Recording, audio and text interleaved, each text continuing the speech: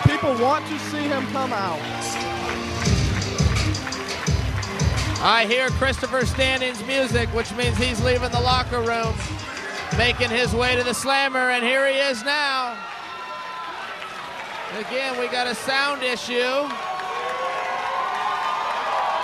And Christopher Standing. I really like that song too. And I'll tell you what, when you're a fighter and you've got a fight coming up, you envision your walk to the ring as much as you do anything else. And any time Christopher has envisioned this, I guarantee he envisioned having that song come on in his...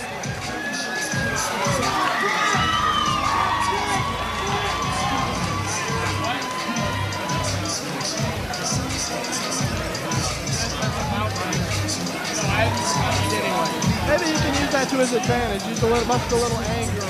Yeah, he looks to be in great shape.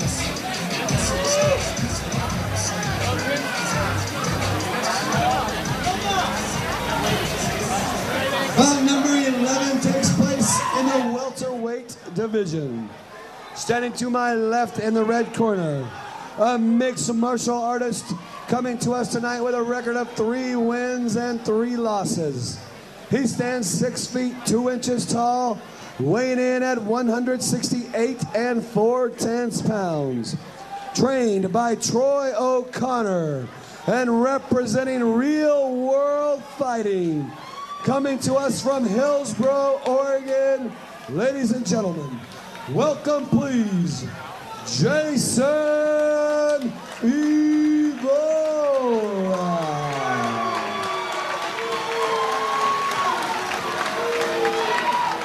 And his opponent, standing to my right in the blue corner, a pit fighter, coming to us tonight with a record of 2 wins and no losses. He stands 5 feet 10 inches tall. He weighed in at an even 170 pounds. Trained by Trent Standing and representing Team Sega. Fighting out of Portland, Oregon. Ladies and gentlemen, welcome please, Chris, the Last Man Standing.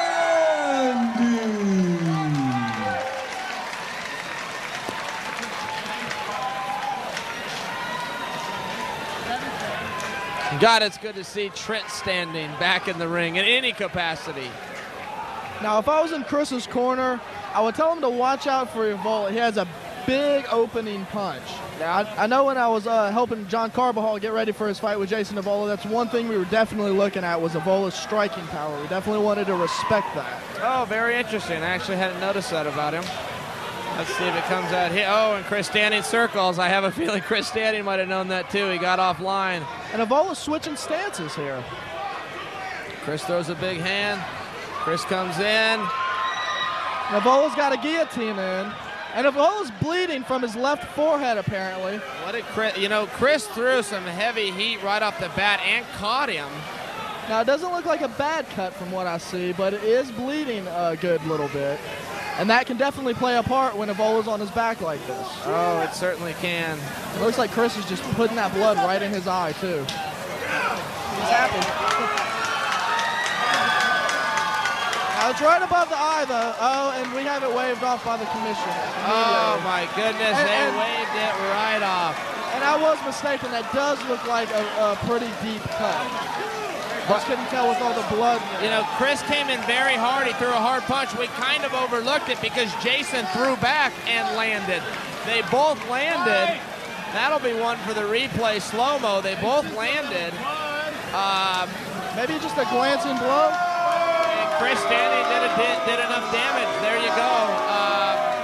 Have to get Jason Evola looked at. That's got to be a very frustrating ending for him. And a very rewarding ending for Christopher Standing. Most definitely. You never want to lose a fight by a cut, especially early on like that. These fighters train really hard for these fights. They put a lot of time into the gym. Dr. Earl Attenbury has called a stop to this fight due to a cut at 35 seconds of round number 1. For the winner, out of the blue corner, Chris, the